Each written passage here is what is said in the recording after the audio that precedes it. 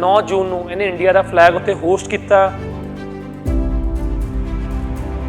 बस मुझे डर नहीं लगा, बस मुझे लगा कि मैं कर सकती हूँ, इसलिए मैं चलती रही।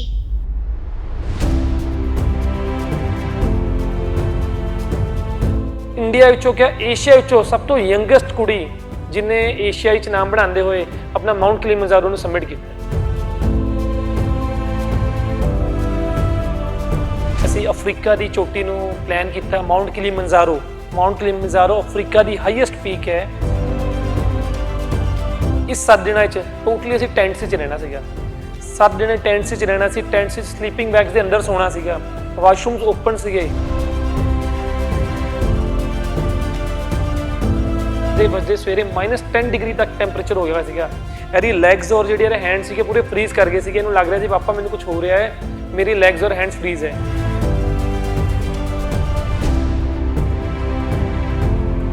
ਇਹਨੂੰ ਵੋਮਿਟ ਆਈਆਂ ਤਾਂ ਮੈਂ ਉਹਦਾ ਆਕਸੀਜਨ ਲੈਵਲ ਚੈੱਕ ਕੀਤਾ। ਆਕਸੀਜਨ ਲੈਵਲ ਕਾਫੀ ਘੱਟ ਆ ਰਿਹਾ ਸੀ, ਅਰਾਊਂਡ 55-57 ਆ ਰਿਹਾ ਸੀ। ਮੇਰੇ ਲਈ ਬੜਾ ਸ਼ੌਕਿੰਗ ਸੀਗਾ। और फिर टॉप पे जाके सबने मुझे किया कि वाह कि कैसे आपने किया इतनी मुश्किल ट्रैक। ਜਜ਼ਬਾ ਮੇਰਾ ਤਾਂ ਸੀਗਾ ਹੀ ਸੀਗਾ, ਇਸ ਦਾ ਜਜ਼ਬਾ ਉਸ ਤੋਂ ਜ਼ਿਆਦਾ ਹਾਈ ਸੀਗਾ। ਵਾਰਮਰਸ ਜਿਹੜੇ ਸੀਗੇ 4 ਨੀਚੇ ਪਾਏ ਹੋਏ ਸੀਗੇ ਤੇ 4 ਮੈਂ ਪੂਰੇ ਵਾਰਮਰਸ ਮੋਟੇ ਪਾ ਕੇ ਉੱਪਰ ਸਵੈਟਸ਼ਰਟ ਪਾ ਕੇ ਉੱਪਰ -10 ਡਿਗਰੀ ਵਾਲੀ ਜੈਕਟ ਸੀਗੀ। ਦੋਨਾਂ ਦੇ ਕਾਸਟਿਊਮ ਇੱਦਾਂ ਦੇ ਸੀਗੇ। ਫਿਰ ਨਾਈਟ ਦਾ ਟਾਈਮ ਸੀਗਾ, ਵੂਲਨ ਕੈਪ ਸੀਗੀ, ਪ੍ਰੋਪਰ ਹੈਡਲੈਂਪਸ ਲਗਾਏ ਹੋਏ ਸੀਗੇ ਕਿ ਹੈਡਲੈਂਪਸ ਦੇ ਨਾਲ ਹੀ ਟਰੈਵਲ ਕਰ ਸਕਦੇ। ਨਾਈਟ ਨੂੰ ਤਾਂ ਕੁਝ ਦਿਖਣਾ ਨਹੀਂ ਸੀ। 7 डेज में पैदल चली। ਜਦੋਂ ਇਹਨਾਂ ਨੇ ਜਾਣਾ ਸੀਗਾ ਉਦੋਂ 2 ਦਿਨ ਪਹਿਲਾਂ ਆਈ ਥਿੰਕ ਨੇਪਾਲ ਦੀ ਇੱਕ ਨਿਊਜ਼ ਆਈ ਸੀ ਕਿ ਉੱਥੇ ਇੱਕ ਪਲੇਨ ਕ੍ਰੈਸ਼ ਹੋਇਆ। ਤਾਂ ਉਸ ਚੀਜ਼ ਨੂੰ ਲੈ ਕੇ ਦਿਮਾਗ 'ਚ ਹੋਰ ਨੈਗੇਟਿਵ ਚੀਜ਼ਾਂ ਆ ਰਹੀਆਂ ਸੀਗੀਆਂ।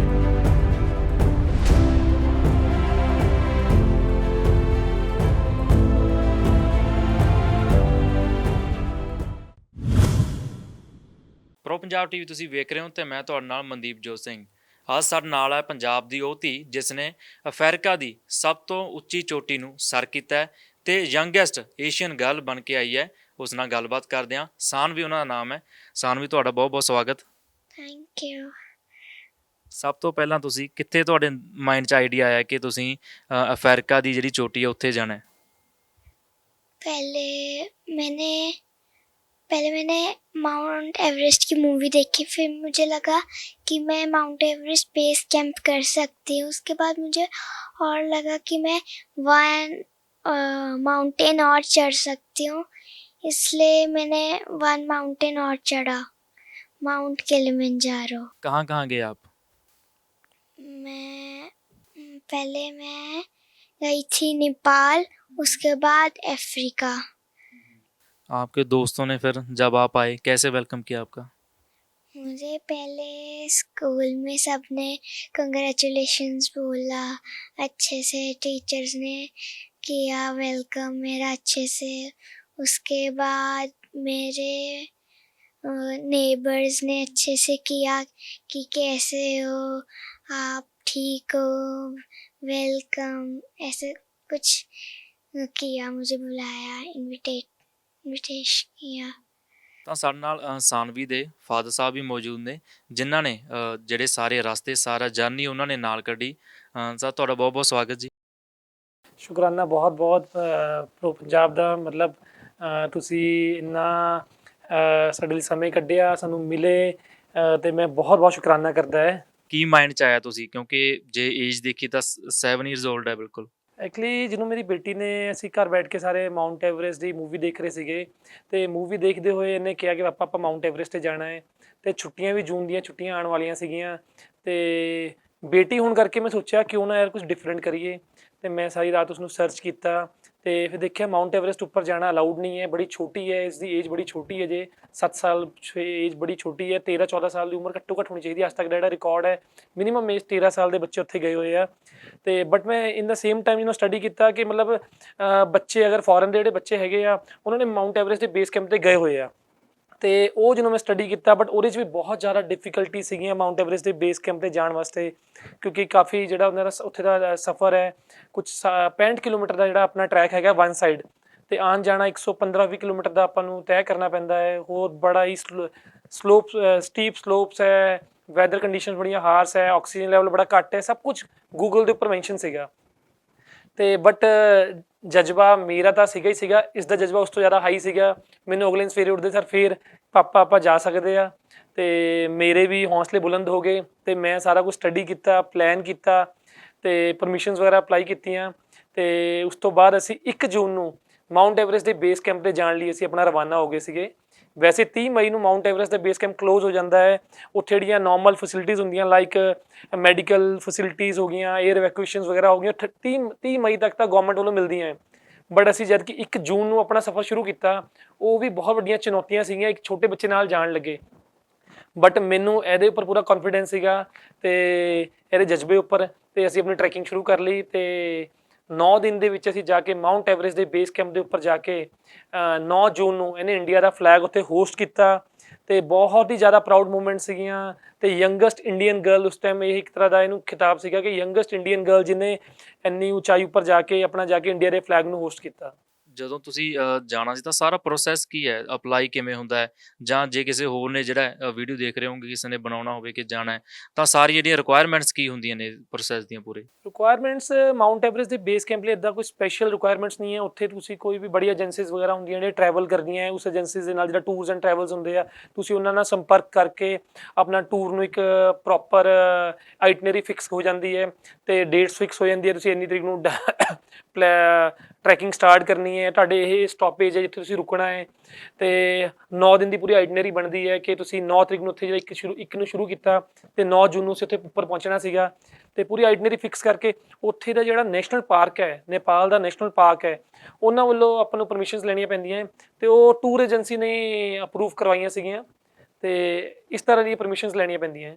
ਜਦੋਂ ਤੁਹਾਡੀ ਬੇਟੀ ਤੁਹਾਡੇ ਨਾਲ ਸੀ, ਇਹਨਾਂ ਦੇ ਵੱਲੋਂ ਨਹੀਂ ਕਿਹਾ, ਜਦੋਂ ਕਿਉਂਕਿ ਕਲਾਈਮੇਟ ਦੀ ਗੱਲ ਕਰੀਏ ਤਾਂ ਜੇ ਬਹੁਤ ਜ਼ਿਆਦਾ ਠੰਡ ਆ ਉੱਥੇ ਟੈਂਪਰੇਚਰ ਜੇ ਆਪਾਂ ਗੱਲ ਕਰਦੇ ਹਾਂ, ਤਾਂ ਤੁਹਾਨੂੰ ਨਹੀਂ ਲੱਗਾ ਕਿ ਮਤਲਬ ਕੁਝ ਡੇਂਜਰ ਜਾਂ ਹਾਰਮ ਕੁਝ ਐਦਾਂ ਹੋ ਸਕਦਾ ਹੈ, ਕੋਈ ਮਨ 'ਚ ਆਇਆ ਹੋਵੇ?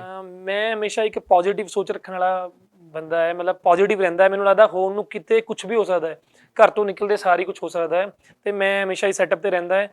ਔਰ ਮੈਂ ਆਪਣੀ ਬੇਟੀ ਨੂੰ ਇੱਕ ਐਕਸਪੋਜ਼ਰ ਦੇਣ ਲਈ, ਇਹ ਪਹਿਲਾਂ ਵੀ ਮੇਰੇ ਨਾਲ ਮਾਊਂਟੇਨਸ ਵਗੈਰਾ ਨੇ ਕਲਾਈਮ ਕੀਤੀਆਂ ਇੰਡੀਆ ਵਿੱਚ, ਰੋਹਤਾਂਗ ਵਗੈਰਾ ਨੇ ਕਲਾਈਮ ਕੀਤਾ ਹੈ, ਸਾਈਕਲਿੰਗ ਕਾਫੀ ਕਰਦੀ ਹੈ, ਰੋਪੜ ਤੋਂ ਲੈ ਕੇ ਖਰੜ ਤੱਕ ਇੱਕ ਵਾਰੀ ਮੇਰੇ ਨਾਲ ਸਾਈਕਲ 'ਤੇ ਵੀ ਆਈ ਸੀਗੀ। ਵੈਸੇ ਸੰਡੇ ਨੂੰ ਪਲਾਨ ਬਣਿਆ ਤੇ ਮੈਨੇ ਇੱਦਾਂ ਦੀ ਚੀਜ਼ਾਂ ਅਸੀਂ ਕੀਤੀਆਂ, ਤੇ ਇਸ ਕਰਕੇ ਅਸੀਂ ਉੱਥੇ ਗਏ। ਕਾਫੀ ਕੰਡੀਸ਼ਨਸ ਟਫ ਸੀਗੀਆਂ, ਲਾਈਕ ਜਦੋਂ 8ਵੇਂ ਦਿਨ ਸੀ, ਸਾਡਾ 8ਵਾਂ ਦਿਨ, ਇੱਕ ਦਿਨ ਲਾਸਟ ਦਿਨ ਰਹਿ ਗਿਆ ਸੀਗਾ, ਤੇ ਬਾਈ ਚਾਂਸ ਉੱਥੇ ਸਾਨੂੰ ਜਦੋਂ ਲਾਸਟ ਡੇ ਪਹੁੰਚੇ ਤੇ ਕੋਈ ਬੰਦਾ ਕਹਿੰਦਾ ਆਲੂ ਦੇ ਪਰੌਂਠੇ ਖਾਓਗੇ, ਤੇ ਅਸੀਂ ਵੀ ਸੋਚਿਆ ਇੰਨੀ ਉੱਪਰ ਜਾ ਕੇ ਯਾਰ ਆਲੂ ਦੇ ਪਰੌਂਠੇ ਮਿਲਦੇ ਪਏ ਆ ਲਾਸਟ ਡੇ ਤੋਂ ਪਹਿਲਾਂ, ਤੇ ਅਸੀਂ ਆਲੂ ਦੇ ਪਰੌਂਠੇ ਲੈ ਲਏ। ਕਿੰਨੇ ਇੰਡੀਅਨ ਗਏ ਸੀ ਵਿੱਚ? ਇੰਡੀਅਨ ਸਾਡੇ ਗਰੁੱਪ 'ਚ 10 ਜਾਣੇ ਸੀਗੇ, ਇੰਡੀਅਨ ਅਸੀਂ 10 ਜਾਣੇ ਸੀਗੇ, ਬੰਬੇ ਤੋਂ, ਨਾਗਪੁਰ ਤੋਂ, ਡਿਫਰੈਂਟ ਏਜ ਦੇ, ਮੋਸਟਲੀ ਸਾਰੇ 30 ਸਾਲ ਤੋਂ ਉੱਪਰ ਹੀ ਸੀਗੇ। ਤੇ ਕਿਉਂਕਿ ਬੱਚੇ ਤਾਂ ਜਾਂਦੇ ਹੀ ਨਹੀਂ ਹੈ ਨਾ ਮਾਤਰ, ਜਾਂ ਫੋਰਨਰਸ ਵਗੈਰਾ ਨਾਲ ਫਿਰ ਵੀ ਕਲਾਈਮ ਕਰਦੇ, ਇੰਡੀਅਨ ਨਹੀਂ ਕਰਦੇ ਕਲਾਈਮ ਬੱਚਿਆਂ ਨਾਲ ਉੱਥੇ। ਤੇ ਜਦੋਂ ਇਹਨੇ ਆਲੂ ਦੇ ਪਰੌਂਠੇ ਵਗੈਰਾ ਖਾਧੇ, ਅਸੀਂ ਵੀ ਖਾਧੇ, ਤੇ ਮੈਨੂੰ ਲੱਗਦਾ ਕਿ ਅਸੀਂ ਫਿਰ 10-15 ਦਿਨ ਬਾਅਦ ਖਾਧੇ ਤਾਂ ਜਾਂ ਡਾਈਜੈਸਟ ਨਹੀਂ ਹੋਏ, ਇਹਨੂੰ ਵੋਮਿਟ ਆਈਆਂ। ਤਾਂ ਮੈਂ ਉਹਦਾ ਆਕਸੀਜਨ ਲੈਵਲ ਚੈੱਕ ਕੀਤਾ, ਆਕਸੀਜਨ ਲੈਵਲ ਕਾਫੀ ਘੱਟ ਆ ਰਿਹਾ ਸੀ, ਅਰਾਊਂਡ 55-57 ਆ ਰਿਹਾ ਸੀ। ਮੇਰੇ ਲਈ ਬੜਾ ਸ਼ੌਕਿੰਗ ਸੀਗਾ ਕਿ ਮੈਂ ਸੋਚਿਆ ਕਿ ਨਹੀਂ ਆਪਾਂ ਇੱਥੇ ਇੱਕ ਦਿਨ ਰੈਸਟ ਕਰੂੰਗੇ, ਆਪਾਂ ਅੱਗੇ ਨਹੀਂ ਮੂਵ ਕਰਦੇ। ਬਟ ਬੱਚੇ ਨੂੰ ਨਹੀਂ ਪਤਾ ਹੁੰਦਾ, ਬੱਚੇ ਨੂੰ ਇਹ ਹੁੰਦਾ ਕਿ ਨਹੀਂ ਮੈਂ ਫਸਟ ਆਉਣਾ ਹੈ, ਇਹਨੂੰ ਸੀ ਮੈਂ ਫਸਟ ਆਉਣਾ ਹੈ, ਤੇ ਇਹਨੂੰ ਪਤਾ ਸੀ ਕਿ ਸਵੇਰੇ ਗਰੁੱਪ ਅੱਗੇ ਜਾਣਾ ਹੈ, ਤੇ ਜੇ ਮੈਂ ਨਾ ਗਈ ਤਾਂ ਗਰੁੱਪ ਨੇ ਅੱਗੇ ਨਿਕਲ ਜਾਣਾ ਹੈ। ਤੇ ਮੈਂ ਦੱਸਿਆ ਬੇਟਾ ਆਪਾਂ ਇੱਕ ਦਿਨ ਰੈਸਟ ਕਰ ਲੈਂਦੇ, ਆਪਾਂ ਨੈਕਸਟ ਡੇ ਚੱਲ ਜੂਗੇ। ਬਟ ਇਹ ਕਹਿੰਦੀ ਨਹੀਂ ਪਾਪਾ ਆਪਾਂ ਅੱਜ ਹੀ ਜਾਣਾ ਹੈ। ਹੋਰ ਇਹਨੇ ਉਸੇ ਦਿਨ ਨੈਕਸਟ ਡੇ ਸਵੇਰੇ 4 ਵਜੇ ਆਪਣਾ ਸਫ਼ਰ ਸ਼ੁਰੂ ਕੀਤਾ, ਤੇ ਸਵੇਰੇ ਅਸੀਂ 11:30 ਵਜੇ ਮਾਊਂਟ ਐਵਰੈਸਟ ਦੇ ਬੇਸ ਕੈਂਪ ਦੇ ਉੱਪਰ ਜਾ ਕੇ ਇਹਨੇ ਇੱਥੇ ਝੰਡਾ ਲਹਿਰਾਇਆ, ਤੇ ਬਹੁਤ ਹੀ ਪ੍ਰਾਊਡ ਮੂਮੈਂਟ ਸੀਗੀਆਂ। ਹੋਰ ਟਰੈਕਰਸ ਲਈ ਵੀ ਬੜਾ ਕੁਝ ਜ਼ਿਆਦਾ ਸੀਗਾ। ਉੱਥੋਂ ਆਉਣ ਤੋਂ ਬਾਅਦ ਜਿੰਨੇ ਲੋਕੀ ਸਾਨੂੰ ਮਿਲੇ ਉਹਨਾਂ ਲਈ ਬਹੁਤ ਜ਼ਿਆਦਾ ਮੈਨੂੰ ਅਵੇਅਰਨੈਸ ਐਂ ਲੱਗਿਆ ਕਿ ਪੰਜਾਬ ਵਿੱਚ ਇੱਕ ਨਵੀਂ, ਉਸ ਟਾਈਮ ਜੂਨ ਵਿੱਚ ਜਦੋਂ ਅਸੀਂ ਵਾਪਸ ਆਏ, ਨਵੀਂ ਅਵੇਅਰਨੈਸ, ਬੱਚੇ ਪੇਰੈਂਟਸ ਵਿੱਚ ਬੜੀ ਅਵੇਅਰਨੈਸ ਸੀਗੀ। ਤੇ ਐਵੇਂ ਸਾਡਾ ਮਾਊਂਟ ਐਵਰੈਸਟ ਦੇ ਬੇਸ ਕੈਂਪ ਦਾ ਸਫ਼ਰ ਰਿਹਾ ਜੀ। ਸਾਨਵੀ, ਜਦੋਂ ਤੁਸੀਂ ਜਾ ਰਹੇ ਸੀ, ਨੇਪਾਲ ਦਾ ਬਾਰਡਰ ਤੁਸੀਂ ਕ੍ਰਾਸ ਕੀਤਾ, ਜਾਂ ਜਦੋਂ ਮਾਊਂਟੇਨਸ ਜਿਹੜੇ ਆ ਸਟਾਰਟ ਹੋਏ, ਤਾਂ ਕਲਾਈਮੇਟ ਚੇਂਜਸ ਆਉਂਦੇ ਨੇ, ਠੰਡ ਬਹੁਤ ਜ਼ਿਆਦਾ ਹੋ ਜਾਂਦੀ ਹੈ, ਡਰ ਨਹੀਂ ਲੱਗਿਆ ਫਿਰ ਆਸੇ ਪਾਸੇ ਦੇਖ ਕੇ ਸਭ ਕੁਝ? नहीं, मुझे डर नहीं लगा था। बस मुझे डर नहीं लगा, बस मुझे लगा कि मैं कर सकती हूँ, इसलिए मैं चलती रही। ਖਾਦਾ ਪੀਤਾ ਕੀ ਇੰਨੇ ਦਿਨ ਫਿਰ ਜਦੋਂ ਤੁਸੀਂ ਉਹ ਨੇਪਾਲ ਦੇ ਬਾਰਡਰ ਤੋਂ ਬਾਅਦ ਜੋ ਮਾਊਂਟੇਨਸ 'ਚ ਰਹਿ ਰਹੇ ਸੀ ਕੀ ਖਾਦਾ ਪੀਤਾ? कुछ अच्छा नहीं मिल रहा था मुझे, पर पापा कहते वहाँ खाना पड़ता है, अगर थोड़ा भी होता है तो खाना पड़ता है, ऐसे वीकनेस थोड़ी सी कम हो जाती है और चल नहीं पाते हैं ज़्यादा फिर। ਸਾਨਵੀ ਦੇ ਮਦਰ ਵੀ ਸਾਡੇ ਨਾਲ ਨੇ। ਤੁਹਾਨੂੰ ਕਿੱਦਾਂ ਲੱਗਿਆ ਜਦੋਂ ਬੇਟੀ ਨੇ ਤੁਹਾਨੂੰ ਕਿਹਾ ਕਿ ਇੱਥੇ ਮੈਂ ਜਾਣਾ ਹੈ? ਕਿਉਂਕਿ ਇੱਕ ਮਦਰ ਦੇ ਦਿਲ 'ਚ ਤਾਂ ਹੁੰਦਾ ਥੋੜ੍ਹਾ ਡਰ, ਕਿਉਂਕਿ ਮਾਊਂਟੇਨਸ ਦੇ ਵਿੱਚ ਜਾਣਾ ਹੈਗਾ, ਉਹ ਵੀ ਇੰਨੀ ਉਚਾਈ 'ਤੇ। ਹਾਂਜੀ ਬਿਲਕੁਲ ਜਦੋਂ ਇਹਨਾਂ ਨੇ ਪਹਿਲੀ ਵਾਰ ਗੱਲ ਕੀਤੀ ਕਿ ਅਸੀਂ ਇੱਦਾਂ ਸਾਨਵੀ ਨੇ ਕਿਹਾ ਕਿ ਮੈਂ ਜਾਣਾ ਚਾਹੁੰਦੀ ਹਾਂ ਔਰ ਇਹਨਾਂ ਨੇ ਵੀ ਮੈਨੂੰ ਨੈਕਸਟ ਡੇ ਅਸੀਂ ਕੀਤਾ ਕਿ ਨਹੀਂ ਜਾ ਸਕਦੇ ਹਾਂ ਕੁਛ ਹੈ। ਸਭ ਤੋਂ ਪਹਿਲਾਂ ਤਾਂ ਮੇਰੇ ਮਾਈਂਡ ਦੇ ਵਿੱਚ ਇਹ ਆਇਆ ਕਿ ਨਹੀਂ ਬਹੁਤ ਡਿਫਿਕਲਟ ਹੈ ਇੰਨੀ ਦੂਰ ਜਾਣਾ ਔਰ ਉਹ ਵੀ ਫਸਟ ਟਾਈਮ ਮੇਰੇ ਤੋਂ ਦੂਰ ਮਤਲਬ ਆਲਮੋਸਟ 12 ਡੇਜ਼ ਲੱਗ ਜਾਣੇ ਹੈ ਕੁਛ ਵੀ ਉਹਨਾਂ ਚੀਜ਼ਾਂ ਨੂੰ ਦੇਖਦੇ ਹੋਏ ਉੱਥੇ ਤੇ ਕਲਾਈਮੇਟਿਕ ਕੰਡੀਸ਼ਨਸ ਨੂੰ ਦੇਖਦੇ ਹੋਏ ਸਿਚੁਏਸ਼ਨਸ ਦੇਖਦੇ ਹੋਏ ਕਾਫੀ ਡਰ ਸੀਗਾ ਮਨ ਦੇ ਅੰਦਰ। ਬਟ ਸਾਨਵੀ ਨੂੰ ਦੇਖ ਕੇ ਕਿ ਨਹੀਂ ਮੰਮਾ ਮੈਂ ਕਰ ਸਕਦੀ ਹਾਂ, ਫਿਰ ਚਲੋ ਇੱਕ ਇਹ ਵੀ ਸਪੋਰਟ ਸੀ ਕਿ ਉਹਦੇ ਫਾਦਰ ਉਹਨਾਂ ਦੇ ਨਾਲ ਜਾ ਰਹੇ ਹੈ, ਤਾਂ ਇਹ ਚੀਜ਼ਾਂ ਦੇਖਦੇ ਹੋਏ ਗਏ ਔਰ ਮਤਲਬ ਇਹਨਾਂ ਨੇ ਅਚੀਵ ਕੀਤਾ ਉਸ ਚੀਜ਼ ਨੂੰ, ਤਾਂ ਬਹੁਤ ਪ੍ਰਾਊਡ ਫੀਲ ਕਰ ਰਹੇ ਹਾਂ।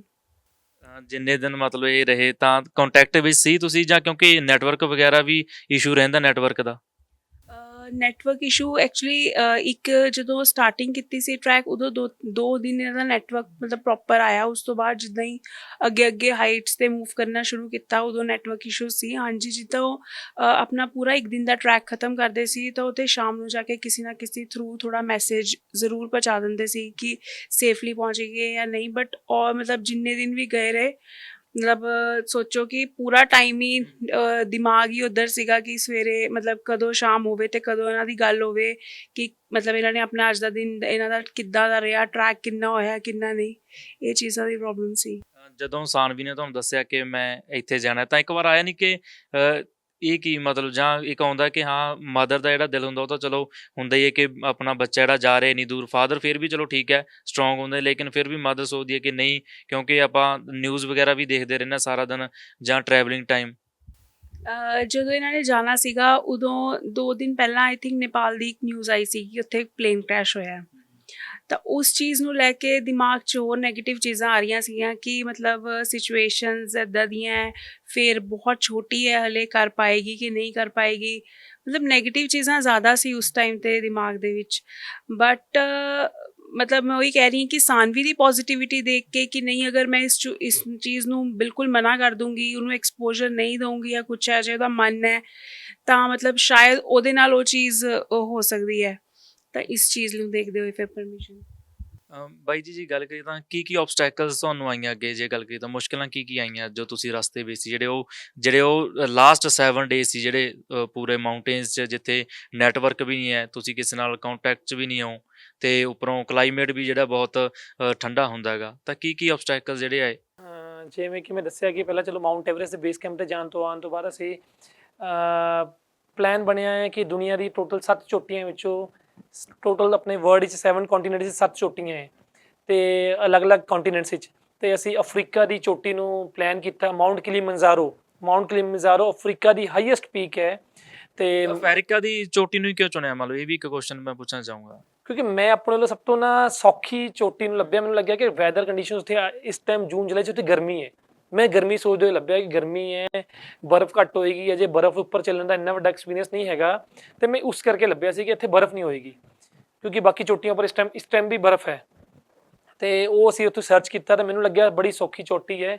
ਬਟ ਅਗਰ ਮੈਂ ਜਿਹਨਾਂ ਨੂੰ ਗੂਗਲ 'ਤੇ ਸਰਚ ਕੀਤਾ ਹੈ, ਡਿਫੀਕਲਟੀ ਲੈਵਲ ਅਗਰ ਮੈਂ 7 ਚੋਟੀਆਂ 'ਚ ਕੀਤਾ ਜਾਵੇ ਤਾਂ ਉਹ ਮਤਲਬ ਵਨ ਆਫ ਦਾ ਟਫੈਸਟ ਹੈ। ਵੈਸੇ ਸਿਰਫ ਬਰਫ਼ ਨਹੀਂ ਹੈਗੀ, ਬਟ ਟਫ ਵਿੱਚ ਅਗਰ ਦੇਖਿਆ ਜਾਵੇ ਤਾਂ ਵਨ ਆਫ ਦਾ ਟਫੈਸਟ ਵਿੱਚ ਮੰਨੀ ਜਾਂਦੀ ਹੈ ਅਫਰੀਕਾ ਦੀ। ਅਤੇ ਅਸੀਂ ਅਫਰੀਕਾ ਦੀ ਚੋਟੀ ਨੂੰ ਪਲਾਨ ਕੀਤਾ, ਮਾਊਂਟ ਕਿਲੀਮੰਜਾਰੋ ਲਈ ਜਾਣ ਲਈ ਅਸੀਂ ਆਈ ਥਿੰਕ 16 ਜੁਲਾਈ ਨੂੰ ਅਸੀਂ ਇੱਥੋਂ ਦੀ 16 ਜੁਲਾਈ ਨੂੰ ਇੰਡੀਆ ਤੋਂ ਨਿਕਲੇ ਅਤੇ 17 ਜੁਲਾਈ ਨੂੰ ਅਸੀਂ ਅਫਰੀਕਾ ਪਹੁੰਚ ਗਏ। ਅਤੇ ਅਫਰੀਕਾ ਵਿੱਚ ਜਾ ਕੇ ਅਸੀਂ ਉੱਥੇ ਦੀ ਕੁਛ ਅਰਾਊਂਡ 50 ਕਿਲੋਮੀਟਰਸ ਦਾ ਟਰੈਕ ਸੀਗਾ, 50 ਕਿਲੋਮੀਟਰ ਕਰਕੇ ਅਸੀਂ ਆਪਣਾ ਚੋਟੀ ਪਰ ਪਹੁੰਚਣਾ ਸੀਗਾ, ਅਤੇ 7 ਦਿਨ ਦਾ ਟਰੈਕ ਸੀਗਾ। ਇਹਦੇ ਵਿੱਚ ਕਾਫੀ ਮੁਸ਼ਕਿਲਾਂ ਸੀਗੀਆਂ ਜਿਹੜੀਆਂ ਕਿ ਮੈਂ ਜਾਣ ਤੋਂ ਪਹਿਲਾਂ ਸ਼ਾਇਦ ਮੇਰੇ ਵੱਲੋਂ ਕੋਈ ਗਲਤੀ ਰਹਿ ਗਈ। ਮੈਂ ਸਰਚ ਤਾਂ ਪੂਰਾ ਕੀਤਾ ਬਟ ਉੱਥੇ ਕਾਫੀ ਮੁਸ਼ਕਿਲਾਂ ਸੀਗੀਆਂ।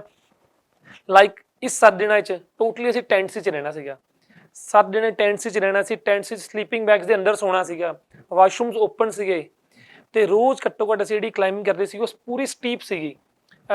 ਮਾਊਂਟ ਐਵਰੈਸਟ ਦੀ ਬੇਸ ਕੈਂਪ ਦੇ ਵਿੱਚ ਗ੍ਰੈਜੂਅਲ ਵੀ ਆਉਂਦਾ ਹੈ, ਸਟੀਪ ਵੀ ਆਉਂਦੀਆਂ, ਬਟ ਅਫਰੀਕਾ ਜਦੋਂ ਅਸੀਂ ਗਏ ਕਿ ਮਤਲਬ ਕਾਫੀ ਸਟੀਪ ਸੀਗਾ, ਰੋਜ਼ ਤੁਸੀਂ ਘੱਟੋ ਘੱਟ ਕੋਈ 700-800 ਮੀਟਰ ਦੀ ਚੜ੍ਹਾਈ ਚੜ੍ਹਨੀ ਉੱਪਰ ਸਿੱਧੀ, ਤੇ ਕਾਫੀ ਟਫ ਸੀਗੀ, ਬਟ ਇਹਦੇ ਕਾਫੀ ਸਟਰੋਂਗ ਸੀਗੀ ਮੈਂਟਲ ਲੈਵਲ।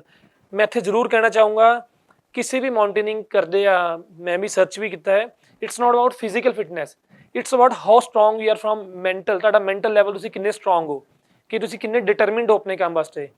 ਤੇ ਉੱਥੇ ਵੈਦਰ ਕੰਡੀਸ਼ਨਸ ਕਾਫੀ ਠੰਡ ਸੀਗੀ, ਮਤਲਬ last day around -10 degree temperature ਵੀ ਸੀਗਾ। ਤੇ ਜਦੋਂ ਔਰ ਆਪਾਂ ਜਦੋਂ ਲਾਸਟ ਡੇ ਮਾਊਂਟ ਕਿਲੀਮੰਜਾਰੋ ਵਾਸਤੇ ਆਪਣੀ ਚੋਟੀ ਨੂੰ ਫਤਿਹ ਕਰਨ ਵਾਸਤੇ ਨਿਕਲੇ, ਤਾਂ ਅਸੀਂ ਰਾਤ ਨੂੰ 1 ਵਜੇ ਆਪਣੀ ਟਰੈਕਿੰਗ ਸ਼ੁਰੂ ਕੀਤੀ, ਤਾਂ ਕਿ ਸਵੇਰੇ ਅਸੀਂ ਆਪਣੇ ਮੰਜ਼ਿਲ ਤੇ ਪਹੁੰਚ ਜਾਈਏ।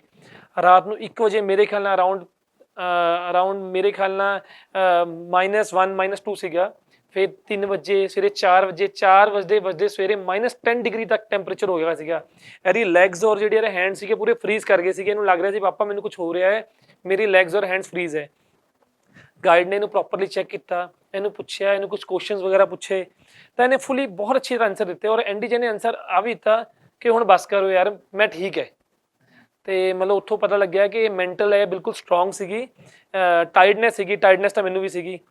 ਫਿਰ ਉਹਨੇ ਆਕਸੀਜਨ ਵੀ ਦੇਣੀ ਪਈ ਇਹਨੂੰ, ਕਿਉਂਕਿ ਇਹਦਾ ਆਕਸੀਜਨ ਲੈਵਲ 78 ਆ ਰਿਹਾ ਸੀਗਾ, ਤੇ 78 ਲੈਵਲ ਆਕਸੀਜਨ ਕਰਕੇ ਇਹਨੂੰ ਉੱਥੇ ਲਾਸਟ ਨਾਈਟ ਆਕਸੀਜਨ ਵੀ ਦਿੱਤੀ ਉਹਨਾਂ ਨੇ। ਤੇ ਸਵੇਰੇ ਕੁਛ ਅਰਾਊਂਡ 9 ਵਜੇ ਉੱਥੇ ਦੇ ਟਾਈਮ ਦੇ ਹਿਸਾਬ ਨਾਲ, ਤੇ 11:30 ਵਜੇ ਇੰਡੀਆ ਦੇ ਹਿਸਾਬ ਨਾਲ ਅਸੀਂ ਮਾਊਂਟ ਕਿਲੀਮੰਜਾਰੋ ਨੂੰ ਸਬਮਿਟ ਕੀਤਾ ਇਹਨੇ। ਹੋਰ ਫਸਟ ਸਬਮਿਟ ਹੈ ਜਿਹਨੇ 7 ਇਅਰਸ ਦੀ ਕੁੜੀ ਨੇ ਇੰਡੀਆ ਵਿੱਚੋਂ ਕਿਹਾ ਏਸ਼ੀਆ ਵਿੱਚੋਂ ਸਭ ਤੋਂ ਯੰਗੈਸਟ ਕੁੜੀ ਜਿਹਨੇ ਏਸ਼ੀਆ ਵਿੱਚ ਨਾਮ ਬਣਾਉਂਦੇ ਹੋਏ ਆਪਣਾ ਮਾਊਂਟ ਕਿਲੀਮੰਜਾਰੋ ਨੂੰ ਸਬਮਿਟ ਕੀਤਾ ਹੈ। ਇੱਕ ਹੋਰ ਵੀ ਸਵਾਲ ਪੁੱਛਣਾ ਚਾਹੂੰਗਾ ਕਿ ਜਦੋਂ ਤੁਸੀਂ ਜਾ ਰਹੇ ਸੀ ਤਾਂ 7 ਦਿਨ ਤੁਸੀਂ ਕਿਹਾ ਕਿ ਸਾਰਾ ਮਾਊਂਟੇਨਸ ਦੇ ਵਿੱਚ ਸੀ, ਤਾਂ ਫਿਰ ਰਿਹਾਇਸ਼ ਦਾ ਕਿੱਥੇ ਕਰਦੇ ਸੀ? ਮਤਲਬ ਟੈਂਟ ਜਦੋਂ ਤੁਸੀਂ ਲਾਉਂਦੇ ਸੀ ਉਹ ਪਲੇਸ ਵਗੈਰਾ ਕੌਣ ਸਿਲੈਕਟ ਕਰਦਾ ਸੀ, ਜਾਂ ਫਿਰ ਉੱਥੇ ਜਿਹੜੇ ਲੋਕਲਾਈਟ ਹੋਣਗੇ ਕੋਈ ਉਹ ਦੱਸਦੇ ਸੀ, ਜਾਂ ਕਿੱਦਾਂ ਕਰਦੇ ਸੀ, ਉਹਨੂੰ ਕਿਵੇਂ ਮੈਨੇਜ ਕੀਤਾ? ਉਹ ਆਲਰੇਡੀ ਜਿਹੜੇ ਕੈਂਪ ਸਾਈਟਸ ਹੁੰਦੀਆਂ ਸਿਲੈਕਟਡ ਹੁੰਦੀਆਂ ਹੈ, ਬਟ ਕਈ ਵਾਰੀ ਵੈਦਰ ਕੰਡੀਸ਼ਨਸ ਕਰਕੇ ਉਹ ਵੀ ਚੇਂਜ ਹੋ ਜਾਂਦੀਆਂ ਹੈ। ਲਾਸਟ ਡੇ ਸਾਡੀ ਉਹ ਵੀ ਚੇਂਜ ਹੋ ਗਈ ਸੀਗੀ, ਤੇ ਟੈਂਟਸ ਵਗੈਰਾ ਨਾਲ ਦੀ ਨਾਲ ਕੈਰੀ ਹੁੰਦੇ, ਜਿੱਦਾਂ ਦਾ ਅਸੀਂ ਅੱਗੇ ਮੂਵ ਕਰਦੇ ਆ ਪੋਰਟਲਸ ਵੀ ਸਾਡੇ ਨਾਲ ਹੀ ਚੱਲ ਰਹੇ ਹੁੰਦੇ ਆ।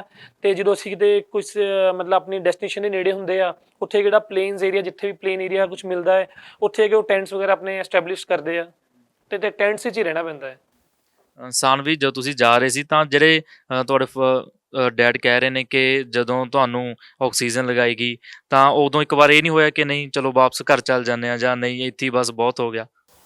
नहीं, मुझे ऐसा नहीं, मुझे थोड़ा सा डर लगा था क्योंकि मुझे फर्स्ट टाइम ऑक्सीजन देनी पड़ रही थी। मुझे थोड़ा सा डर भी लगा था, पर मैंने वहाँ टाइम ये नहीं सोचा था कि होम जाना, क्योंकि मैं बहुत पास पहुँच गई थी। ਕਿੰਨਾ ਟਾਈਮ ਤੁਸੀਂ ਪੈਦਲ ਦਾ ਰਸਤਾ ਚੱਲਿਆ? 7 days में पैदल चली। ਜਦੋਂ ਬਾਈ ਜੀ ਉੱਥੇ ਤੁਸੀਂ ਗਏ ਤਾਂ ਸਾਰਾ ਰਸਤਾ ਹੀ ਜਿਹੜਾ ਡਿਸਟੈਂਸ ਸੀ ਸਾਰਾ ਹੀ ਉਹ ਮਤਲਬ ਤੁਸੀਂ ਪੈਦਲ ਕੀਤਾ, ਜਾਂ ਕੋਈ ਵਿੱਚੋਂ ਜਿਹੜੇ ਆਪਾਂ ਕਹਿੰਦੇ ਕਿ ਕਈ ਵਾਰ ਜਿਹੜੀ ਰੋਡ ਬਣੇ ਹੋਣਗੇ ਜਾਂ ਕੁਝ ਐਦਾਂ ਦਾ ਟ੍ਰੀਟਮੈਂਟ ਹੋਊਗਾ ਉਹਨਾਂ ਵੱਲੋਂ? ਇਹ ਸਾਰਾ ਰਸਤਾ ਪੈਦਲ ਜਾਣਾ ਪੈਂਦਾ ਹੈ, ਸਪੈਸ਼ਲੀ ਮਾਊਂਟ ਕਿਲੀਮੰਜਾਰੋ ਵਿੱਚ ਤਾਂ ਬਹੁਤ ਹੀ ਸਟ੍ਰਿਕਟ ਨੋਰਮਸ ਹੈ। ਈਵਨ ਕੋਈ ਕਿਸੇ ਨੂੰ ਹੱਥ ਫੜ ਕੇ ਜਾਂ ਮਤਲਬ ਥੋੜਾ ਜਿਹਾ ਵੀ ਚੱਕ ਕੇ ਵੀ ਕੈਰੀ ਨਹੀਂ ਕਰ ਸਕਦਾ। ਮੇਰੇ ਨਾਲ ਘੱਟੋ ਘੱਟ 200 ਕਲਾਈਂਬਰਸ ਕਲਾਈਮ ਕਰ ਰਹੇ ਸੀਗੇ, 200 ਕਲਾਈਂਬਰ ਸਾਰੇ ਫੋਰਨ ਤੋਂ ਸੀਗੇ, ਔਰ ਕੋਈ UK, US, ਸਵਿਟਜ਼ਰਲੈਂਡ, ਸਪੇਨ, ਮਤਲਬ ਕੋਈ ਕੰਟਰੀ ਸ਼ਾਇਦ ਹੋਵੇ ਜਿਹੜੇ ਮੈਨੂੰ ਅਸੀਂ ਨਾ ਮਿਲੇ ਹੋਏ। ਔਰ ਕੋਈ ਇੱਥੇ ਮੈਂ ਜ਼ਰੂਰ ਕਹਿਣਾ ਚਾਹੂੰਗਾ, ਸ਼ਾਇਦ ਇੰਡੀਆ ਲਈ ਇੰਨੀ ਵੱਡੀ ਮਾਣ ਵਾਲੀ ਗੱਲ ਵੀ ਸੀਗੀ, ਜਿੱਥੇ 200 ਕਲਾਈਂਬਰਸ ਨੂੰ ਮੇਰੇ ਖਿਆਲ ਨਾਲ ਉਹਦੇ 100 ਕਲਾਈਂਬਰਸ ਨੂੰ ਤਾਂ ਸਾਨਵੀ ਦਾ ਨਾਮ ਵੀ ਰਟ ਗਿਆ ਹੋਣਾ ਕਿ ਸਾਨਵੀ ਕੋਈ ਕੁੜੀ ਇੰਡੀਆ ਤੋਂ ਆਈ ਹੈ, ਤੇ ਬਹੁਤ ਵੱਡੀ ਇਹ ਵੀ ਆਪਣੀ 'ਚ ਇੱਕ ਅਚੀਵਮੈਂਟ ਹੈ। ਤੇ ਬਾਕੀ ਜਦੋਂ ਕਲਾਈਂਬਰਸ ਨਾਲ ਅਸੀਂ ਕਲਾਈਮ ਕਰ ਰਹੇ ਸੀਗੇ, ਉੱਥੇ ਮੈਂ ਕਹਿਣਾ ਚਾਹ ਰਿਹਾ ਸੀਗਾ ਕਿ ਕੋਈ ਕਿਸੇ ਨੂੰ ਕੈਰੀ ਨਹੀਂ ਕਰ ਸਕਦਾ, ਮਤਲਬ ਇੰਨੇ ਸਟ੍ਰਿਕਟ ਨੋਰਮਸ ਹੈ ਕਿ ਕਿਸੇ ਵੱਲੋਂ ਹੈਲਪ ਅਲਾਊਡ ਨਹੀਂ ਹੈ। ਅਗਰ ਇਫ ਯੂ ਆਰ ਮੈਨੂੰ ਯਾਦ ਹੈ ਜਦੋਂ ਅਸੀਂ ਸਬਮਿਟ ਤੇ ਜਾ ਰਹੇ ਸੀਗੇ, ਲਾਸਟ ਨਾਈਟ ਅਸੀਂ ਸਬਮਿਟ ਕਰ ਰਹੇ ਸੀਗੇ, ਤੇ ਰਾਤ ਦੇ 3:30-4 ਵਜੇ ਸੀਗੇ, ਤੇ ਇੱਕ 3 ਜਾਣੇ ਵਾਪਸ ਆ ਰਹੇ ਸੀਗੇ, ਤੇ ਮੈਂ ਆਪਣੇ ਗਾਈਡ ਨੂੰ ਕਿਹਾ, ਮੈਂ ਕਿਹਾ ਵਾਓ ਇਹਨਾਂ ਨੇ ਸਬਮਿਟ ਬਹੁਤ ਜਲਦੀ ਕਰ ਲਿਆ, ਦੇ ਆਰ ਲੱਕੀ। ਤਾਂ ਮੇਰੇ ਗਾਈਡ ਨੇ ਰਿਪਲਾਈ ਕੀਤਾ, ਨੋ ਦੇ ਆਰ ਨਾਟ ਲੱਕੀ, ਦੇ ਫੇਲਡ, ਕਿ ਉਹਨਾਂ ਦਾ ਚਾਂਸ ਫੇਲਡ ਹੋ ਗਿਆ ਹੈ, ਉਹਨਾਂ ਕੋਲ ਨਹੀਂ ਹੋ ਰਿਹਾ, ਉਹ ਵਾਪਸ ਜਾ ਰਹੇ ਆ।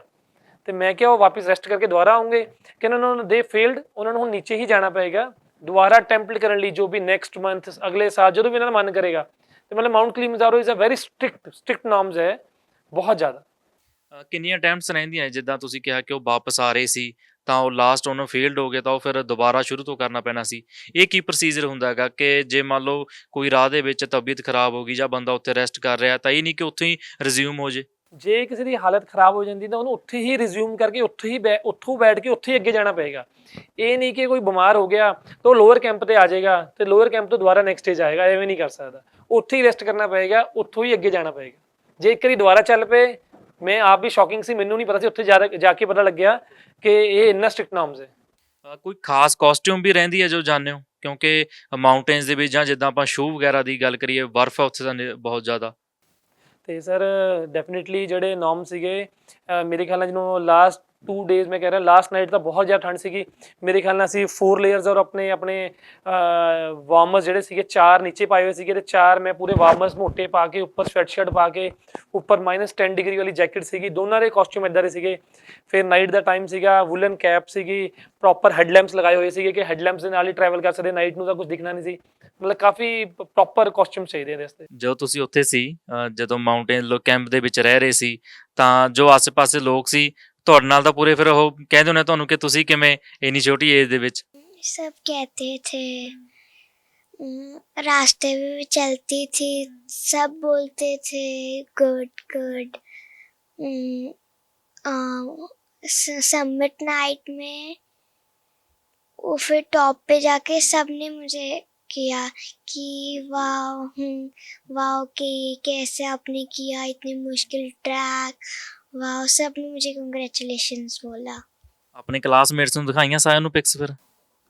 हाँ जी, मैंने क्लासमेट्स को भी, नेबर्स को भी, सबको किया। ਤੇ ਬਾਈ ਜੀ ਜਦੋਂ ਤੁਸੀਂ ਵਾਪਸ ਆ ਰਹੇ ਸੀ ਤਾਂ ਕੋਈ ਕਲਾਈਮੇਟ ਦਾ ਫਰਕ ਪੈਂਦਾ ਕਿ ਜਿਹੜਾ ਲਾਸਟ ਲੋਅਰ ਕੈਂਪ ਹੁੰਦਾ ਉਹਦੇ ਵਿੱਚ ਕਈ ਵਾਰ ਹੁੰਦਾ ਨਾ ਕਿ ਜਿੱਦਾਂ ਜਦੋਂ ਐਸਟਰੋਨੌਟਸ ਹੁੰਦੇ ਨੇ ਤਾਂ ਉਹਨਾਂ ਨੂੰ ਕੁਝ ਟਾਈਮ ਜਿਹੜਾ ਰੱਖਿਆ ਜਾਂਦਾ ਹੈਗਾ ਕਿ ਕਿਉਂਕਿ ਐਡਜਸਟ ਹੋਣ ਨੂੰ ਬੋਡੀ ਨੂੰ ਵੀ ਜਿਹੜਾ ਟਾਈਮ ਲੱਗਦਾ ਹੈਗਾ। ਜਦੋਂ ਅਸੀਂ ਮਾਊਂਟ ਐਵਰੈਸਟ ਦੇ ਬੇਸ ਕੈਂਪ ਤੇ ਗਏ ਸੀ, ਉਹਨੂੰ ਵੀ ਵਿੱਚ 2 ਦਿਨ ਸਾਨੂੰ ਇਦਾਂ ਮਿਲਦੇ ਸੀਗੇ ਕਿ ਜਦੋਂ ਆਪਾਂ ਹਾਈ ਐਲਟੀਟਿਊਡ ਤੇ ਪਹੁੰਚ ਜਾਂਦੇ, 4000 ਮੀਟਰ ਤੇ ਪਹੁੰਚ ਜਾਂਦੇ ਆ, ਇੱਕ ਦਿਨ ਸਾਨੂੰ ਉੱਥੇ ਰਹਿਣਾ ਪੈਂਦਾ ਹੈ ਤਾਂ ਕਿ ਸਾਡੀ ਬਾਡੀ 4000 ਮੀਟਰ ਦੇ ਐਟਮੋਸਫੇਅਰ ਨੂੰ ਆਪਾਂ ਸਸਟੇਨ ਕਰੀਏ।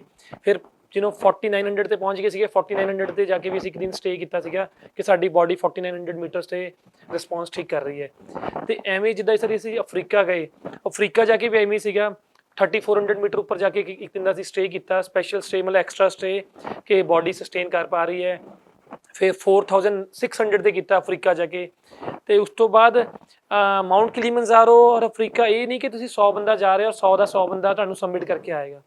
ਮਾਊਂਟ ਕਿਲੀਮੰਜਾਰੋ ਅਗਰ 100 ਮੇਲ ਨਾਲ ਇੱਕ ਅਗਰ 100 ਬੰਦੇ ਦਾ ਗਰੁੱਪ ਜਾ ਰਿਹਾ ਹੈ ਤਾਂ 80 ਬੰਦੇ ਹੀ ਸਬਮਿਟ ਕਰਦੇ, 20 ਬੰਦੇ ਦਾ ਵਾਪਸ ਹੀ ਆਉਣਾ ਪੈਂਦਾ ਹੈ। ਆਕਸੀਜਨ ਲੈਵਲ ਘੱਟ ਹੈ, ਡਾਇਰੀਆ ਹੋ ਜਾਂਦਾ ਹੈ, ਕੁਝ ਖਾਣ ਦਾ ਮਨ ਨਹੀਂ ਕਰਦਾ, ਤੁਹਾਡਾ ਮੈਂਟਲ ਲੈਵਲ ਜਿਹੜਾ ਹੈਗਾ ਮਤਲਬ ਤੁਹਾਨੂੰ ਹੋਸ਼ ਵਰਗੀ ਨਹੀਂ ਰਹਿੰਦੀ। ਇਹ ਕੰਡੀਸ਼ਨਸ ਮੈਂ ਆਪਣੀ ਅੱਖਾਂ ਨਾਲ ਦੇਖੀਆਂ ਹੈ, ਈਵਨ ਇੰਨੇ ਵੀ ਦੇਖੀਆਂ ਹੈ ਕਿ ਉੱਥੋਂ ਕੋਈ 1-2 ਬੰਦੇ ਵਾਪਸ ਆ ਰਹੇ ਆ, ਗਾਈਡਸ ਨੇ ਉਹਨਾਂ ਨੂੰ ਦੋਨੋਂ ਹੱਥੋਂ ਨਾਲ ਫੜਿਆ ਹੋਇਆ ਹੈ ਤੇ ਇੱਕ ਤਰ੍ਹਾਂ ਘਸੀਟ ਕੇ ਵਾਪਸ ਲੈ ਕੇ ਆ ਰਹੇ ਆ। ਬੰਦਾ ਠੀਕ ਹੈ ਬਟ ਉਸ ਟਾਈਮ ਉਹਨੂੰ ਆਕਸੀਜਨ ਲੈਵਲ ਕਰਕੇ ਕੁਝ ਇਸ਼ੂ ਹੋਇਆ, ਕੁਝ ਵੀ ਆਇਆ। ਫੂਡ ਕਿੱਦਾਂ ਦਾ ਰਹਿੰਦਾ, ਖਾਣ ਪੀਣ ਉੱਥੇ ਕਿੱਦਾਂ ਦਾ ਰਹਿੰਦਾ ਹੈਗਾ? ਫਿਰ ਫੂਡ ਜਿਹਨੂੰ ਦੇਖੋ, ਪਹਿਲੀ ਗੱਲ ਤਾਂ ਜਦੋਂ ਆਪਾਂ ਫੋਰਨ ਕਰਦੇ ਆ ਤਾਂ ਫੋਰਨ ਮੋਸਟਲੀ ਨਾਨ ਵੈਜ ਹੈ ਔਰ ਅਸੀਂ ਪਿਓਰਲੀ ਵੈਜੀਟੇਰੀਅਨ ਸੀਗੇ, ਮੈਂ ਔਰ ਮੇਰੀ ਬੇਟੀ। ਤੇ ਫੂਡ ਵਿੱਚ ਇਸ਼ੂਜ਼ ਆਉਂਦੇ ਆ, ਲੇਕਿਨ ਉਹੀ ਮਤਲਬ ਤੁਸੀਂ ਪੋਟੈਟੋਜ਼ ਵਗੈਰਾ, ਆਲੂ ਵਗੈਰਾ ਦੀ ਸਬਜ਼ੀ ਜ਼ਿਆਦਾ ਖਾ ਸਕਦੇ ਆ। ਰਾਈਸ ਤਾਂ ਮਿਲ ਹੀ ਜਾਂਦੇ ਆ, ਇਹ ਨੋਰਮਲ ਡਿਸ਼ ਹੈ ਆਲ ਓਵਰ ਵਰਲਡ। ਤੇ ਰਾਈਸ, ਦਾਲ ਜਾਂ ਆਲੂ ਵਗੈਰਾ ਇੱਦਾਂ ਦੀ ਚੀਜ਼ਾਂ ਮਿਲਦੀਆਂ ਤੇ ਇਹੀ ਚੀਜ਼ਾਂ ਖਾ ਕੇ ਸਸਟੇਨ ਕਰਨਾ ਪੈਂਦਾ ਹੈ। ਇੱਕ ਲਾਸਟ ਮੈਸੇਜ ਸਾਡੇ ਵਿਊਅਰ ਨੂੰ ਤੁਸੀਂ ਕੀ ਦੇਣਾ ਚਾਹੋਗੇ ਕਿ ਜੇ ਉਹਨਾਂ ਨੇ ਵੀ ਇੱਦਾਂ ਜਾਣਾ ਹੋਵੇ, ਕੋਈ ਚੋਟੀ ਤੇ ਜਾਣਾ ਹੋਵੇ, ਜਾਂ ਹੋਰ ਜੇ ਗੱਲ ਕਰੀ ਤਾਂ ਕਿਉਂਕਿ ਡਾਟਰਸ ਜਿਹੜੀਆਂ ਨੇ ਪ੍ਰਾਊਡ ਕਰ ਰਹੀਆਂ, ਜੇ ਕਾਮਨਵੈਲਥ ਦੀ ਗੇਮਸ ਦੀ ਗੱਲ ਕਰੀ ਤਾਂ ਉਸ ਦੇ ਵਿੱਚ ਵੀ ਦੇਸ਼ ਦਾ ਜਿਹੜਾ ਨਾਮ ਹੈ ਚਮਕਾ ਰਹੀਆਂ, ਤਾਂ ਕੀ ਮੈਸੇਜ ਦੇਣਾ ਚਾਹੋਗੇ? ਇੱਕ ਮੈਂ ਮੈਸੇਜ ਸਭ ਤੋਂ ਪਹਿਲਾਂ ਇਹ ਦੇਣਾ ਚਾਹੂੰਗਾ ਕਿ ਮੈਂ ਵੀ ਜਿਹੜੀ ਇਸ ਲਾਈਨ ਵੱਲ ਤੁਰਿਆ, ਇਟਸ ਨਾਟ ਅਬਾਊਟ ਐਨੀ ਕੋਈ ਬੱਚੀ ਨੂੰ ਕੁਛ ਖਿਤਾਬ ਮਿਲ ਰਿਹਾ, ਮੈਂ ਇੱਕ ਬੇਟੀ ਕਰਕੇ ਤੁਰਿਆ ਹੈ ਕਿ ਬੇਟੀ ਮੇਰੀ ਬੇਟੀ ਹੈ, ਮੈਂ ਇਹਨੂੰ ਮੁੰਡਿਆਂ ਵਾਂਗੂ ਪਾਲਣਾ ਚਾਹੁੰਦਾ ਹੈ ਔਰ ਬੇਟੀਆਂ ਕਿਸੇ ਤੋਂ ਘੱਟ ਵੀ ਨਹੀਂ ਹੁੰਦੀਆਂ। ਇਹ ਨਹੀਂ ਕਿ ਮੇਰੀ ਬੇਟੀ ਮੈਂ ਤਾਂ ਕਹਿ ਰਿਹਾ ਹੈ, ਬਟ ਬੇਟੀਆਂ ਅੱਜ ਕੱਲ੍ਹ ਬਹੁਤ ਨਾਮ ਰੋਸ਼ਨ ਕਰ ਰਹੀਆਂ ਹੈ ਔਰ ਮੈਨੂੰ ਲੱਗਿਆ ਕਿ ਜਿਹਨੂੰ ਇੰਡੀਆ ਵਿੱਚ ਇੱਕ ਬੇਟੀ 7 ਸਾਲ ਦੀ ਇੰਡੀਆ ਤੇ ਔਰ ਏਸ਼ੀਆ ਲੈਵਲ ਤੇ ਉਹਨੂੰ ਆਪਾਂ ਨੂੰ ਕਰ ਰਹੀ ਹੈ, ਰਿਪਰੈਜ਼ੈਂਟ ਕਰ ਰਹੀ ਹੈ, ਤਾਂ ਮੈਂ ਜ਼ਰੂਰ ਕਹੂੰਗਾ ਕਿ ਹੋਰ ਸਭ ਨੂੰ ਕਹੂੰਗਾ, ਸਾਰੇ ਜਿੰਨੇ ਵੀ ਸਰੋਤੇ ਆਪਣੇ ਹੈਗੇ ਆ, ਕਿ ਉਹ ਬੱਚਿਆਂ ਨੂੰ ਵੱਧ ਤੋਂ ਵੱਧ, ਇਹਦੇ ਲਈ ਟਾਈਮ ਬਹੁਤ ਦੇਣਾ ਪੈਂਦਾ ਹੈ। ਕੋਈ ਵੀ ਚੀਜ਼ ਹੈ ਬੱਚੇ ਲਈ ਹਾਰਡ ਵਰਕ, ਆਪਾਂ ਕਹਿੰਦੇ ਹਾਰਡ ਵਰਕ ਬਹੁਤ ਦੇਣਾ ਪੈਂਦਾ ਹੈ। ਅਤੇ ਬੱਚਿਆਂ ਦੇ ਟੈਲੈਂਟ ਨੂੰ ਪਹਿਚਾਨੋ, ਉਹਨਾਂ ਨੂੰ ਟਾਈਮ ਦਿਓ, ਕਿਉਂਕਿ ਹਰ ਬੱਚੇ 'ਚ ਕੋਈ ਨਾ ਕੋਈ ਟੈਲੈਂਟ ਹੈ ਅਤੇ ਉਹਨਾਂ ਨੂੰ ਪਲੀਜ਼ ਟਾਈਮ ਦਿਓ ਤਾਂ ਕਿ ਉਹ ਕਿਸੇ ਨਾ ਕਿਸੇ ਚੀਜ਼ ਆਪਣੇ ਨਿਖਾਰ ਕੇ ਇੱਕ ਚੰਗਾ ਭਵਿੱਖ, ਆਪਣਾ ਜਿਹੜਾ ਭਵਿੱਖ ਹੈਗਾ ਆਪਣਾ ਪੰਜਾਬ ਵਿੱਚ ਬੱਚਿਆਂ 'ਚ ਬਹੁਤ ਟੈਲੈਂਟ ਹੈ ਅਤੇ ਉਹ ਬੱਚਿਆਂ ਨੂੰ ਜ਼ਰੂਰ ਟਾਈਮ ਦੇਣ ਅਤੇ ਬੱਚਿਆਂ ਨੂੰ ਅੱਗੇ ਲੈ ਕੇ ਆਉਣ। ਤੁਸੀਂ ਕੀ ਕਹਿਣਾ ਚਾਹੋਗੇ ਸਾਨਵੀ, मैं ਜਿਸ ਨੇ ਤੁਹਾਡੇ ਵਾਂਗ ਜਾਣਾ ਹੈ? मैं कहना चाहती हूँ कि गर्ल्स भी कर सकती हैं। कभी कभी जो होते हैं वो कभी कभी गर्ल्स को पीछे रखते हैं, इसलिए गर्ल्स भी कर सकती हैं, मुझे लगता है।